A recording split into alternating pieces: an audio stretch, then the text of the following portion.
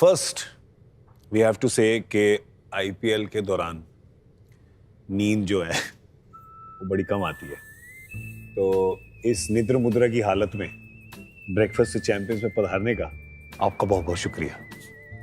You can thank me also now, क्योंकि नींद मुझे भी आ रही है। Please thank me. Thank you Gaurav Kapoor कि मुझे नींद से जगाकर अपने ब्रेकफास्ट से चैंपियंस के लिए बुलाने के लिए। और अभी तक ब्रेकफास्ट आया नहीं है। नहीं, होप कि पहले कॉफी आ जाए, थोड़ी नींद खुल जाए, फिर बातें शुरू करें।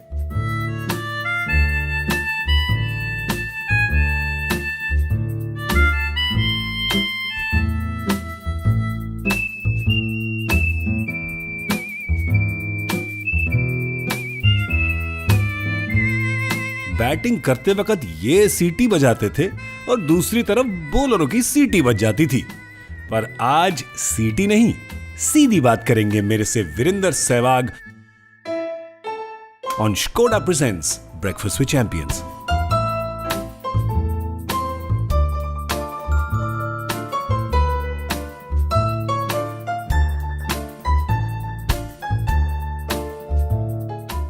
I said Viru will come dot on time because you've learned that habit from seniors, no? किससे सीखी? बस निकलती थी ना। सी क्या होता था जब छोटे थे तो 5:40 की बस जाती थी नेजागढ़ से। हाँ। सो इफ यू कम 5:41 तो बस नहीं मिलेगी।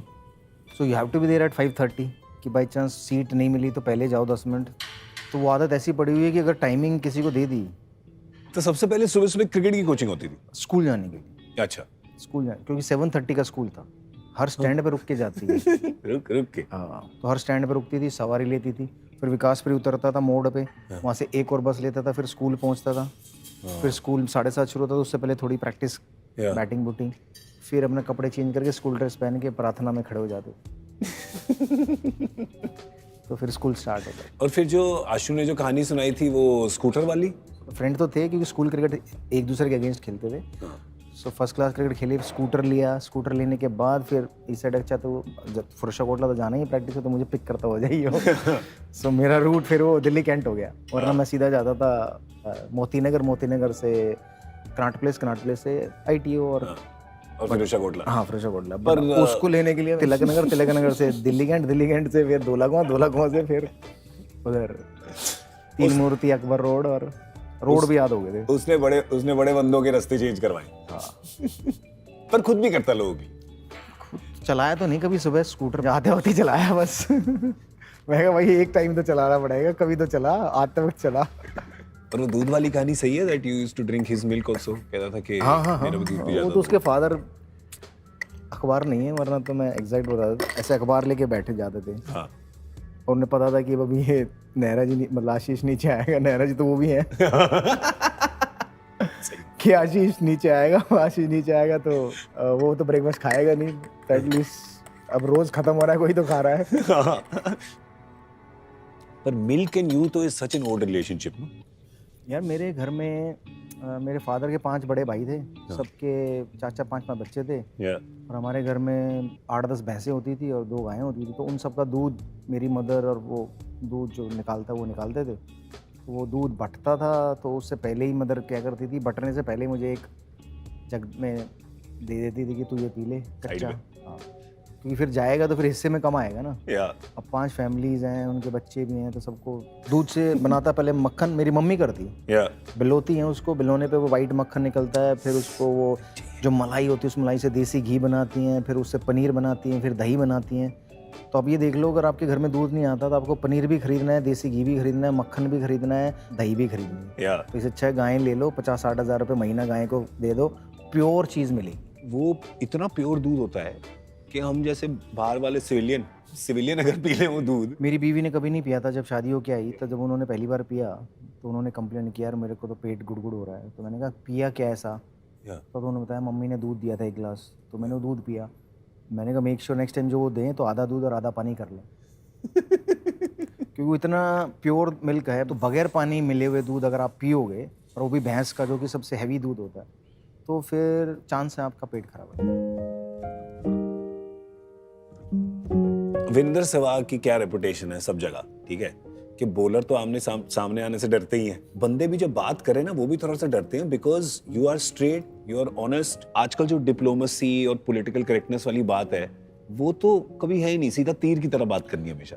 मेरी मदर कहती है कि मैं अपने फादर जैसा ही था, या कि मेरे मन में जो है मैं बोल, मेरे फादर भी हैं, उनके मन में जो है बोल देते थे। और वो इतना फेस वैल्यू लेते थे कि उनके भाई ने जो भी कह दिया, भाइयों ने, भाई भी नहीं, वो उसके लिए अपनी मेरी मदर से लड़ पड़ते थे कि नहीं मेरे भाई ने बोला वो झूठ थोड़ी ना बोलेगा, भले चाहे वो झूठ बोला हो।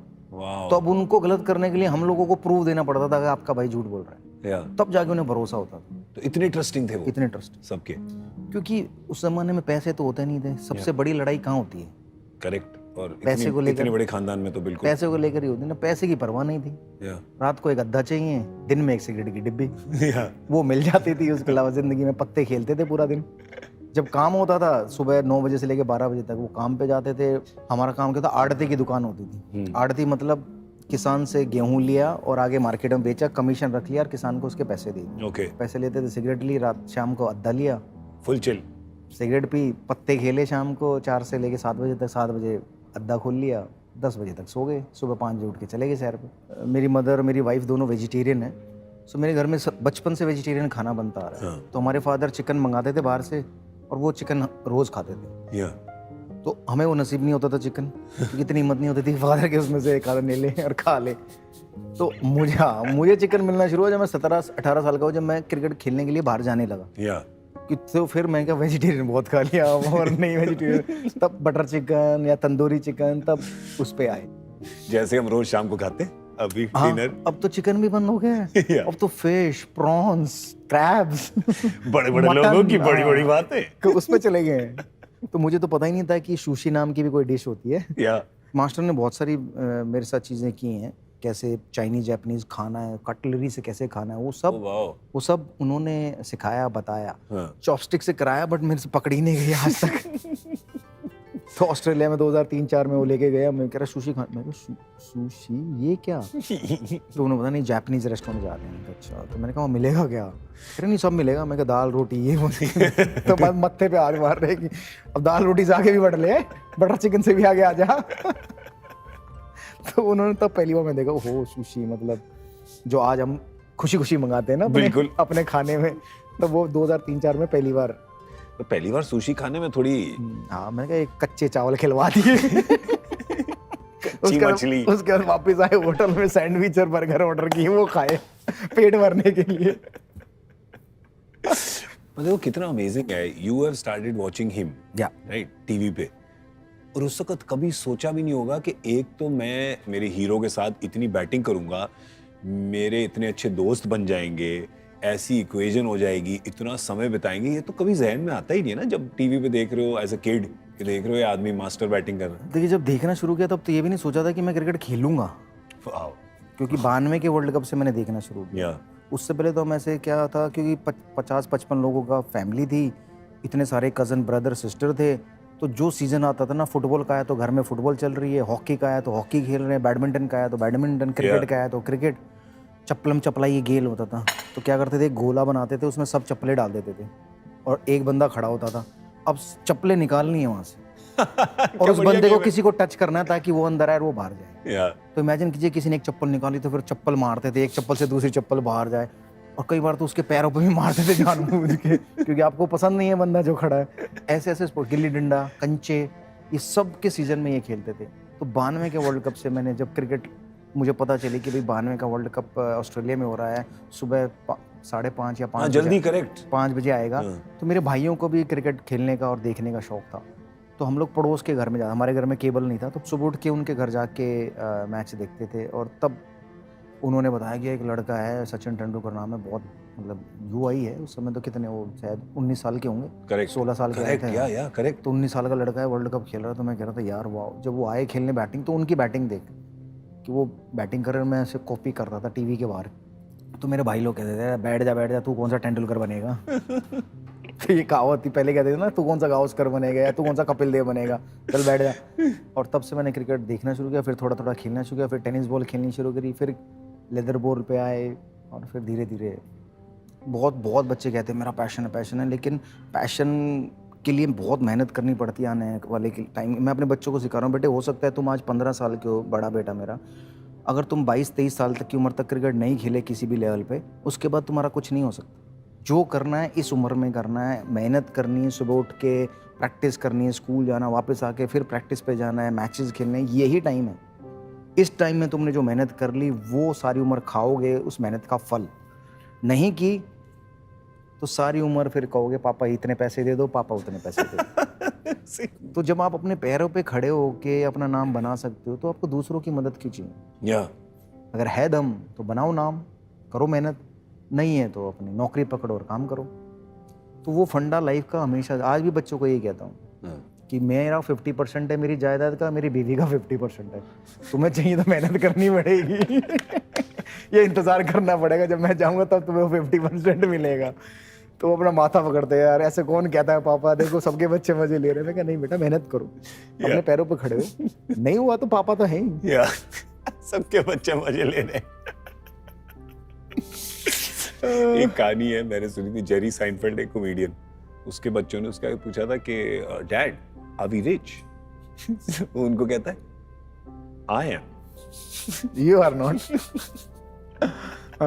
you have a you know there's one thing I've learned from you have a very interesting relationship with money. इसमें लोग ना बात नहीं करते कि पैसा कमाना जैसे you know ये नहीं सेंसिटिव मैटर है, ऐसे करो मत, you know नहीं बोलो, किसी को बोलो वो नजर में आ जाएगा क्या है। You are very open about these things. लोगों को तो पता चल ही जाता है, ऐसा नहीं है कि वो दूसरों को नहीं बताते। वो कहते हैं यार सहवाग बड़ा महंगा है, तो एटलीस्ट उन्होंने बताया होगा ना कितना महंगा है। करेक्ट। तो पता तो चल ही जानी है। एंड में तो तुम काम करने आ रहे हो, पैसे के लिए ही आ रहे हो। करेक्ट। कौन सा ऐसा बंदा है जो कहता है कि मैं काम करूंगा पैसा नहीं लूंगा? सही बात है। फ्री में कोई काम नहीं करता। करेक्ट। और ये मेरा, जब मैंने अपनी एकेडमी खोली तो पहले मैं गरीब बच्चों को फ्री में कर देता था, बट उनको वैल्यू नहीं है फ्री की। वो हफ्ते में 4 दिन प्रैक्टिस है, 2 दिन आएंगे 2 दिन नहीं आएंगे, लेकिन जब वो 100 रुपये देंगे एकेडमी को तो वो 4 दिन आएंगे, क्योंकि उनके घर वाले बोलेंगे हम पैसे दे रहे हैं तुम जाओ प्रैक्टिस करो। अगर मैं फ्री में करा दूंगा तो 2 दिन आएंगे 2 दिन नहीं आएंगे, एकेडमी के नाम पे कहीं और जाएंगे, कुछ गड़बड़ करेंगे। तो बेहतर है कि आप उनसे 50-100 रुपये लो ताकि उनकी रिस्पॉन्सिबिलिटी रहे कि मैं आऊँ क्योंकि मैं पैसे दे रहा हूँ।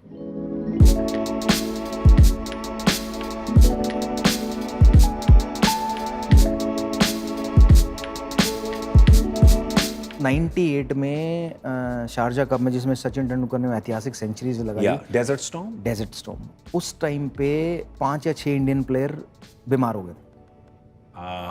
तो वो बीमार हो गए थे तो मुझे कॉल आया कि भाई आपको कल फ्लाइट लेके शारजा जाना है। शायद निखिल चोपड़ा खेल रहे थे या पार्ट थे, तो वो भी बीमार हुए थे। मुझे टिकट आ गया, मैं अपने घर से पैक वैक करके निकला, मैं एयरपोर्ट पे पहुंचा। जैसे ही मैं एयरपोर्ट के अंदर पासपोर्ट दिखा के अंदर गया चेक इन करने के लिए, तो ट्रेड विंग्स उस समय अजय दुग्गल होते थे, उन्होंने फ़ोन किया कि नहीं अब आपकी ज़रूरत नहीं है, वो ठीक हो गए हैं, अब आप वापस आ जाइए। तो इमेजिन कीजिए एक बच्चे का डेब्यू होने जा रहा है, हाँ डेब्यू होने जा रहा है, वो एयरपोर्ट से वापस अपने घर पहुंच गया। अरे बाप, हाथ आया पर मुंह ना लगा। 1 अप्रैल 99 को फिर मेरा डेब्यू हो ही गया था पाकिस्तान के खिलाफ। पर यार ये तो मतलब, और अगर प्लेन पे चढ़ गए होते तो वहां उतर के वापस आता। फालतू 6 घंटे बर्बाद होते आने जाने के। हम लोग, मैं और सचिन ना आइडास के ब्रांड एम्बेसडर थे, तो हम लोग टॉयलेट गए और उन्होंने कहा कि हम दादा के साथ कुछ खेलते हैं। मैंने कहा ठीक है, बोले तू हाँ करता रही हो। मैंने कहा ठीक है। तो दादा टॉयलेट गए, दादा अंदर पॉट पे बैठे और हम लोग बाहर खड़े हुए थे बातें करते। यार ये जो टी शर्टें आई हैं ना एडास की, जर्मनी से कमाल की टी शर्ट। मैं कहा हाँ पाजी स्टफ़ तो बहुत तगड़ा है। और हम इतना कह के बाहर आ गए और दादा बाहर निकले और उन्होंने खटाक से एडास को फ़ोन किया, यार वो जर्मनी वाली टी शर्ट जो सचिन साहब को दी वो भेजो। तो उसके बाद एडास वालों का सचिन को फ़ोन आया, मुझे फ़ोन आया कि भाई ऐसी कौन सी टी शर्टें दी हैं हमने, आपको बता दो जर्मनी से जो आई हैं दादा वहाँ के। तो फाइनली दादा को पता चला था यार तुम बहुत कमीने हो, मज़े ले गए मेरे। 2001-2 से लेकर 2004-5 तक मैं और सचिन का जिम पार्टनर होता था। बहुत कुछ सिखाया लाइफ में उन्होंने, कैसे प्रैक्टिस करनी है, कैसे मेहनत करनी है। इमीडिएटली आपको बता दे, लाला ये आगे डालेगा देख के रहियो। मैंने कहा आपको कैसे पता? अब इतने साल हो गए खेलते, अब तो पता चल जाता है कि ये तेरे को आगे से आउट करने को देख रहा है। नेक्स्ट बॉल आगे ही आती थी। ये बाल धूप में नहीं सफेद किए, बिल्कुल पहले बता देते थे कि अब ये करेगा वो करेगा, तो आपको वहीं करेक्ट भी कर देते अगर आप गलत खेल रहे हो। तो मतलब ऐसे उनके साथ बैटिंग करना मतलब जैसे एक ही आदमी, कोच, भाई, दोस्त, जो मर्जी कह लो, और सबसे बड़ा फैन। जो देखो फैन की तो मुझे नहीं पता, अरे भाई इतना बोला उन्होंने, सामने भी तो बोला होगा कि when Veeru bats have the best seat in the house. सामने नहीं बोला, सामने नहीं बोला कभी। नॉटी। मैं एक बार बाहर बैठे ऐसे ही बोलता रहता था, यार ये चौका मिस हो गया, छक्का मिस हो गया। तो बगल में बैठे होते थे, उनको अब जाना है उनको, अगर ये ज्ञान पेल रहा है यहाँ पर, तो अंदर गए, केला लेके आए, मुझे केला दीजिए। मैं क्या मुझे केला, मैं तो अभी ब्रेकफास्ट कह रहा खा ले, जब तक खाएगा तब तक चुप तो रहेगा वरना कुछ ना कुछ बोलता रहेगा। Is there any bowler who you faced where you said है भाई? एक ही बॉलर था जिसे मुझे डर लगता था कि ये मुझे आउट कर देगा यार, मैं इसको कैसे टैकल करूंगा। वो थे मुरलीधरन। उठाया मुरलीधरन। सब लोगों को लगता था यार शेनवान होंगे या अख्तर होंगे या ब्रैटली होंगे या मैकग्राथ होंगे, उनसे कभी ये डर नहीं लगा मुझे आउट कर देंगे। ये डर लगा कि मार देंगे मुझे, मेरे शरीर पे हेलमेट पे मार देंगे। बट मैकग्राथ का ये था कि ये रन नहीं बनाने देगा बस। लेकिन मुरलीधरन का ये डर था कि इसके अगेंस्ट रन कैसे बनाऊंगे, तो मुझे आउट कर देगा। तो एक बार श्रीलंका में जब मैंने 201 नॉट आउट बनाया तो मुरलीधरन बॉल डालने आए, तो मुझे उनसे दूसरा पिक नहीं होता था, तो मैंने उनको टैकल करने के लिए क्या किया, उनकी ऑफ स्पिन हुई, दूसरा मैं कवर्स पे ही मारता रहा, तो वो राउंड द विकेट आगे फिर मेरे पैरों पे डालने लगे ताकि मेरे रन ना जाए। तो उनको बाद में रियलाइज हुआ कि यार ये मैंने तो दूसरा डाला ही नहीं, तो ये मुझे पिक ही नहीं कर रहा इसका। तो बाद बुद्ध बनाया। हाँ, ये बात है शायद 2007-8 की, और 2001 से मैं मुरलीधरन को खेल रहा हूँ। तो यानी मुझे कि 7 साल लगे उनको टैकल करने में कि कैसे उनके अगेंस्ट रन बनाऊं। तो यानी कि इतिहास में ये इकलौते ऑफ स्पिनर है जिनको आपने बॉलर माना है? नहीं, डर लगा है। बॉलर तो नहीं माना, मारने तो तब भी जाता था, आउट हो जाता था। ईगो हट होती थी कि ऑफ स्पिनर कैसे तुम्हें रन नहीं बनाने देगा, बट उनको टैकल करने में बहुत साल लगे क्योंकि हमारी दोस्ती भी अच्छी थी। जब मैं 293 पे आउट हुआ ना, तो मेरी बीवी ने पूछा मुरलीधरन को कि Murali sir why you took that catch? What I do, I was playing for Sri Lanka no, so I have to get him out no, what I do. Exactly like this. He talks exactly like this. तो ऐसे उन्होंने जवाब दे मेरी। एक सवाल तो हमें पूछना पड़ेगा हमारे पाकिस्तानी फैंस के लिए। जी। शोएब अख्तर जी। हमारे प्रिय दोस्त जी। इतनी खींचातानी होती है एक दूसरे की, पर ये जो खींचातानी होती है इसके नीचे कोई दोस्ती है? खींचातानी कब होती है? जहाँ प्यार होता है पति पत्नी का, वहाँ एक दूसरे की खिंचाई करते हैं, मजाक करते हैं, मजाक उड़ाते हैं, या यारी दोस्ती में। तो शोएब अख्तर के साथ इतनी गहरी दोस्ती रही है 2003-4 से लेकर, 2 बारी हम गए हैं, 2 बारी वो आए हैं। तो वो दोस्ती भी इतनी थी और मज़ा भी आता है एक दूसरे की टांग खींचने में। ऐसा नहीं कि वो नहीं खींचते, तो उन्होंने भी एक स्टेटमेंट मारा था, जितने वीरेंद्र सहवाग के सर पे बाल नहीं है उतने तो मेरे पास नोट है। अब बाल बहुत हैं, तेरे पास नोट कम है। ये टैगलाइन अच्छी जाएगी ना, ब्रेकफास्ट विद चैंपियन के। शोएब अख्तर के लिए स्पेशल मैसेज है। 2003 और 2007, 2003 का फाइनल हारे और 2007 वर्ल्ड कप में, आई नो इट्स डिफिकल्ट, पर which one was harder, which one hurt more? 2007 का, क्योंकि यार हमारी जो टीम थी ना 2007 में, वो उस समय वर्ल्ड की बेस्ट टीम थी, नाम से। इससे बढ़िया टीम अगर आप उठा के देखें पेपर पे, ना पहले थी ना उसके बाद है। तो पहले हम फाइनल खेले, उसके बाद हम फाइनल जीते भी वर्ल्ड कप, बट ये नाम नहीं थे। तो ये सबसे ज़्यादा हर्ट हुआ कि हम लोग 3 मैच में से 2 मैच हार गए और 1 ही जीते, वो भी नामीबिया से, और हम लोग वर्ल्ड कप से बाहर हो गए। उससे ज़्यादा हर्ट क्या हुआ, क्योंकि सबको ये लगता था कि इंडिया तो पहुंचेगी अगले राउंड में। तो जब वो लीग स्टेज खत्म हुई तो 2 दिन का ब्रेक था और उसके बाद हमको ट्रैवल करना था, बट हम हार गए, हमारी टिकटें नहीं। अब हमें 2 दिन एक्स्ट्रा रुकना पड़ा ट्रिनिडाद टोबैगो में। बाप रे। कोई काम नहीं, कोई प्रैक्टिस नहीं, कोई लेना देना, बाहर नहीं जाना, कुछ नहीं। तो उन 2 दिनों में मैंने अपने कमरे में ना रूम सर्विस देखी, मतलब ना हाउस कीपिंग कराया, ना मैं अपने कमरे से बाहर निकला। तो मैंने अमेरिका में मेरा एक दोस्त या रिश्तेदार था, उससे ना प्रिजन ब्रेक मंगाया। तो मैंने पूरे वो 2 दिन वो प्रिजन ब्रेक ख़त्म किया और फिर अगले दिन ट्रैवल करके वापस आ गया। खुद प्रिजन में बैठ गए? बिल्कुल। तो किसी की शक्ल नहीं देखी। और उसके बाद गए T20 वर्ल्ड कप खेलने, जहां पे बाकी कोई नहीं आया, but you were a big believer in T20 cricket because you had seen this, right? कि इंग्लैंड में क्या क्रेज है, तो यू हैड सीन दिस। बिल्कुल। मैं 2003 में जब काउंटी खेलने गया था तब मैंने खेला था और फुल हाउस होता था T20 में। वो मैं कहता यार क्या मजे हैं, सिर्फ पावर प्ले में बैटिंग करो, मारो, आउट हो और आ जाओ। पार्टी नहीं बता रहे। और बॉल आउट, यार ये बॉल आउट क्या चीज थी यार? बॉल आउट क्या होता था कि हम लोग वार्म अप करने जाते थे, तो तब ये नया रूल आया था कि भाई अगर टाई हो गया मैच तो बॉल आउट करेंगे। हमें कहा टाई कहाँ होना है, T20 में कौन टाई कर रहा है? तो फिर भी वेंकटेश प्रसाद, रॉबिन सिंह होते थे, उन्होंने कहा यार चलो वार्म अप के लिए ना अपनी सब लोग सबको बोले ले लो और विकेटों पे मारते रहो, देखते कौन ज़्यादा मारता। तो उसमें जितने बैट्समैन थे वो ज़्यादा मार रहे थे, मैं, रॉबिन उत्तपा, सुरेश रैना, रोहित शर्मा। तो पहला ही मैच बॉल आउट हो गया, तो मैं एमएस के पास गया, मैं कहा पहला मैं मारूंगा।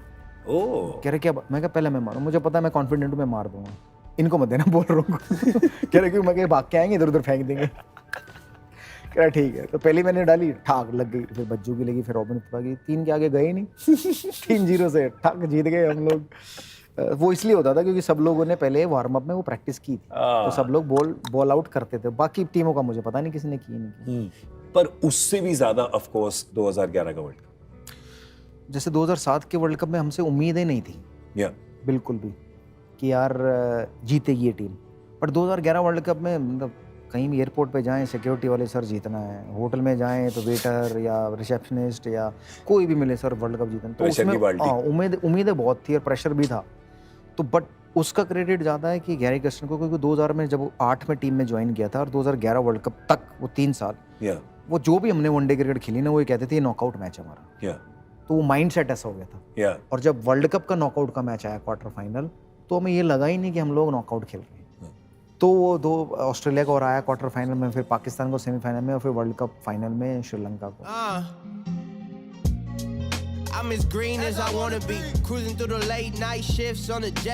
टाइगर पटौदी जी ने, जब मैं उनको डीडीसी में एक लड़ाई चल रही थी तो उनको उनके घर से पिक करके अरुण जेटली जी से मिलवाने ले जा रहा था। अरुण जेटली जी प्रेसिडेंट थे।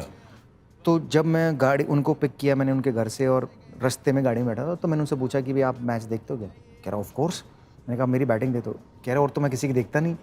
तो मुझे अंदर बहुत खुशी हुई। मैंने कहा यार पटौदी सर भी मेरी बैटिंग देते हैं। बट उन्होंने कहा कि अगर तू मिडल ऑफ पे खड़ा हो जाएगा तो तेरे लिए अच्छा होगा। मैंने कहा क्यों सर? कह रहा जब तू लेग स्टंप पे खड़ा होता है तो तू ऑफ स्टंप की बॉल के वाइड बॉल के बहुत दूर हो जाता है। तो जब दूर हो जाता है तो तेरा एज वेज लगने के चांस ज़्यादा होते हैं। जब तू ऑफ स्टंप पे खड़ा हो जाएगा, मिडल ऑफ पे आ जाएगा, तो तू उस बॉल के पास हो जाएगा, तो मारने में आसानी होगी। फिर यही एडवाइस मुझे श्रीकांत ने दी और फिर यही एडवाइस मुझे सुनील गावस्कर ने दी। तो मैंने कहा एक आदमी गलत हो सकता है, 2-3 तो नहीं हो सकते। और भी 3 इतने महान दिग्गज। तो फिर मैं उसके बाद फिर मिडल ऑफ पे गार्ड लेके खड़ा होना शुरू, और उसके बाद मैंने ढेर सारे रन बनाए। और डीडीसी में तो लड़ाई सारा टाइम चलती रहती है, तो ये तो अच्छी बात हो गई। ऐसा नहीं था कि वो उनको ले जाने से वो लड़ाई सॉर्ट आउट हो गई। लड़ाई तो आगे चलती रही। पर देखो डीडीसी की जो लड़ाइयाँ होती है उसका कुछ इतना बड़ा भी फायदा हो सकता है। बिल्कुल है ना? हाँ, लड़ते रहो 100%। बच्चों का फायदा होता रहेगा, लड़ते रहो। I know the only one landmark you cared about कि भाई 300 बनाने, क्योंकि 300 किसी ने बनाए नहीं थे। नहीं मतलब ये नहीं था कि मैंने बनाने 300, मैंने ये कहा था वीवीएस लक्ष्मण ने जब 281 बनाए थे तो हम दोनों इंडियन एयरलाइंस के लिए खेलते थे। तो मैंने कहा मैं कहा लच्छी भाई आपने ना 300 मिस कर दिया, मैं बनाऊंगा। बट एक्चुअली उनको क्या पता था कि 2001 में जो बात उन्होंने बोली वो 2004 में 3-4 में सच हो जाएगी। तो जब मैंने 281 क्रॉस किया तो मैंने स्पेशली ड्रेसिंग रूम की तरफ देखा और लक्ष्मण खड़े होकर इतनी बड़ी स्माइल और तालियां मार रहे थे। तो जब मैं वापस आया तो उन्होंने मुझे रिमाइंड कराया कि देख तूने बोला था 300 बनाएगा, 300 बना के आई हो। पर 300 वाला भी वो दिस इज द सेम 300 छक्के वाला 300। जी 3 और सामने मास्टर जी। तो जब वो आए बैटिंग करने राहुल द्रविड़ के बाद, तो मैं 120 पे था, तो वो आए तो मैंने ना सकलेन मुश्ताक के खड़े खड़े छक्का मारा, लॉन्ग ऑन था उसके, बस समझ लो कि वो उसने ट्राई किया और कैच नहीं हुआ।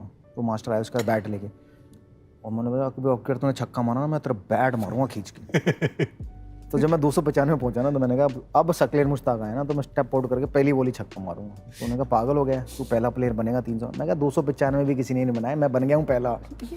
मैं कहा जाओ, कह रहा तू पागल है, कर जो करना है। तो चले गए, सकलेन मुश्ताक आया, स्टेप आउट किया, छक्का मारा। मुझसे ज़्यादा खुश वो थे, he was so happy smiling कि यार लॉन्डे ने कह के 300 छक्के से मार दिया। तो बस कह के मारूंगा। उस बारी तो नहीं बोला था ना इंजमाम को, एक बारी बोला था ना लॉन्ग ऑन अंदर ले ले मुझे छक्का मारना है। नहीं वो 2005 की बात है।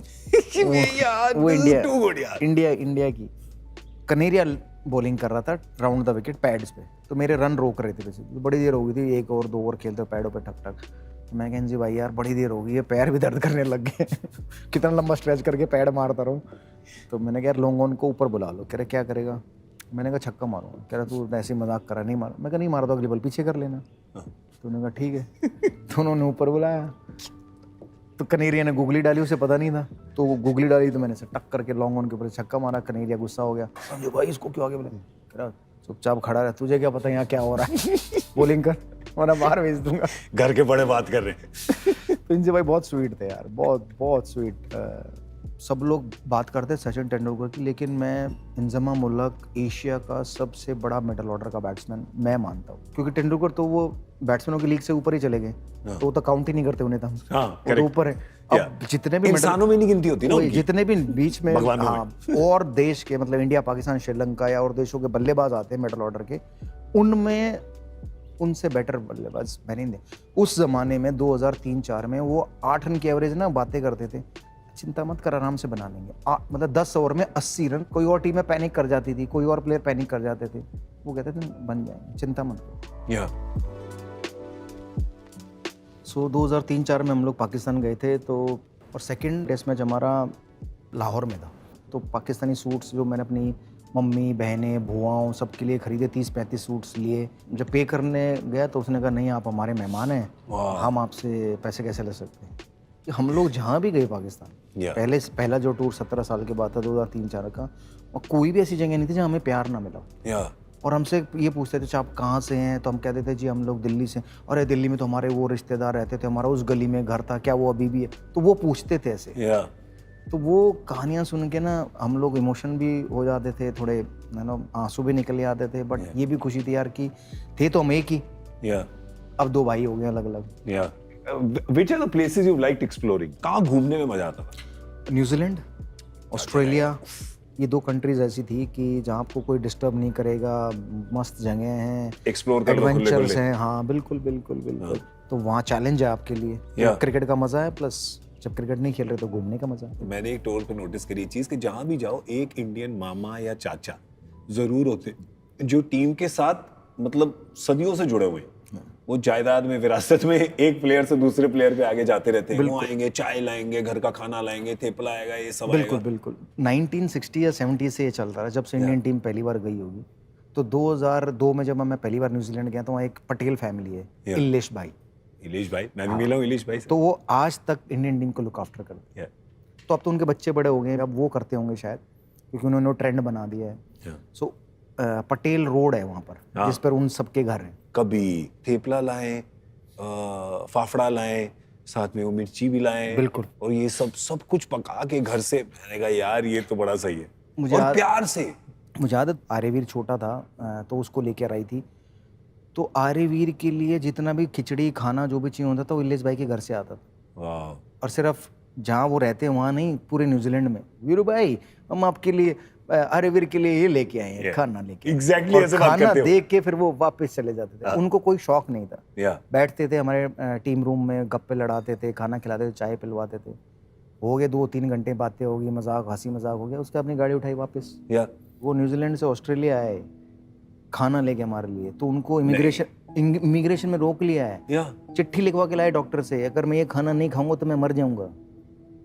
चिट्ठी थी पूरी डॉक्टर की, उनके साइंड, प्रिस्क्रिप्शन भी था दवाइयों का और वो खाने के लिए, तो उनको पूरा खाना उनका छोड़ा गया। तो इमेजिन कीजिए कि क्या प्लानिंग करके पूरी टीम ने खाई, क्या प्लानिंग करके आए थे कि सिडनी में आए और खाना लेके आए, फिर खाना गर्म किया और हम सब लोग बैठ के खाना खा रहे हैं। सिडनी में इलेश भाई लाया न्यूजीलैंड से। जरा स्कूल की बात करें जी, because that's the one thing that you are so passionate about. ये आइडिया कहाँ से आया, शुरू कब किया, कैसे हुआ? Tell me everything. मेरे फादर मुझे देखते थे कि भाई मैं सुबह उठ के बस पकड़ के जाता हूँ, रात को आता हूँ, खा के सो जाता हूँ, फिर सुबह उठ के जाता हूँ। तो एक दिन ऐसे ही बातें कर रही थी, तो उन्होंने कहा बेटा कि कल को अगर तू बड़ा प्लेयर बने, नाम हो, पैसा आए, तो एक ऐसा स्कूल खोलना जहाँ बच्चा रह सके, पढ़ सके और खेल सके। तो उसे भागा दौड़ी ना करनी पड़े, ट्रैवलिंग ना करनी पड़े। जैसे 2 घंटे के रास्ते, तू 2.5 घंटे में पहुंचता है, फिर 2.5 घंटे में वापस, 5 घंटे तो तू खराब कर रहा है। 5 घंटे प्रैक्टिस करता तो शायद और जल्दी खेल जाता। तो वो मेरी लाइफ में वो मौका आया 2008 में, जब मैंने सेकंड ट्रिपल सेंचुरी मारी। तो मुझे कॉल आया, मैंने फ़ोन उठाया रूम में, तो उसने कहा कि जी हरियाणा के चीफ मिनिस्टर बात करेंगे। मैंने कहा पागल हो गए हो? तो वहाँ से फिर भूपेंद्र सिंह हुड्डा जी ने मुझसे बात की, उन्होंने मुबारकबाद दी, जाट कम्युनिटी का नाम रोशन कर दिया तूने, और हम ना तुझे ज़मीन देंगे अकेडमी बनाने की। तो मैंने कहा thank you very much sir. तो फ़ोन रख दिया कह के। मुझे लगा यार बहुत लोग ऐसे प्रॉमिस करते हैं, लैंड कौन देता है। बट एक्चुअली जब मैं वापस गया तो उन्होंने एक फंक्शन रखा और मुझे उस फंक्शन में बुलाया हिसार में, और वहाँ पर अनाउंस किया कि हम लोग सहवाग को क्रिकेट अकेडमी खोलने के लिए लैंड देंगे।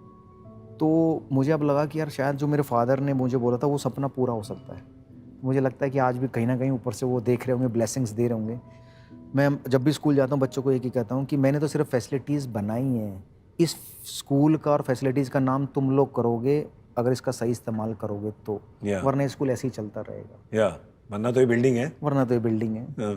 तो अगर एक भी बच्चा भारत के लिए खेल गया उस स्कूल में क्रिकेट सीखने के बाद, आई थिंक मेरी लाइफ मैं जो मुझे अचीव करना था वो कर लिया हाउ लवली। बस। और ये गाने गाने वाला तो अब तो मतलब सभी स्टोरी सुना चुके हैं इतनी, ये तो बड़ा कॉमन है। इट्स बिकॉज कभी भाई कभी अब तो अब जब YouTube पे जाओगे ब्रेकफास्ट विद चैंपियन का बटन दबाओगे तो एक बार सहवाग भी टाइप कर लेना, वो सारी कहानियां मिल जाएंगी।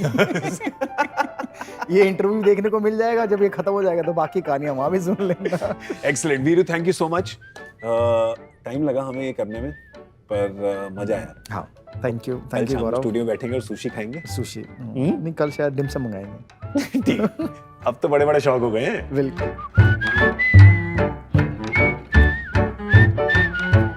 Season wrap. अरे सीजन रैप हो गया यार, डन, ये नाइस।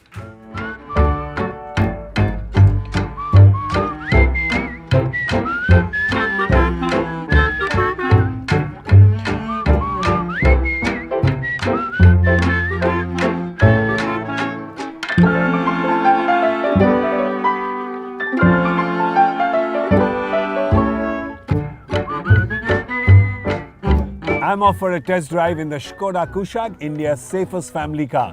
आप भी अपनी टेस्ट ड्राइव आज ही बुक करें। I'll see you soon with the next champion.